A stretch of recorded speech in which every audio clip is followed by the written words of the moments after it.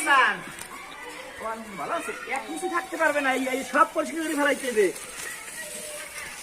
এই এই এই যত ময়লা থাকবে তত স্কুলে কি হয় জানো, মশা হয়।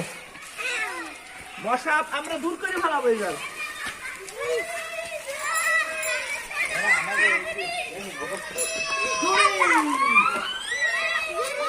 ঝুড়ি আরো তো আসছিল, আমাকে ঝুড়ি 8 টাকা স্কুলে রে।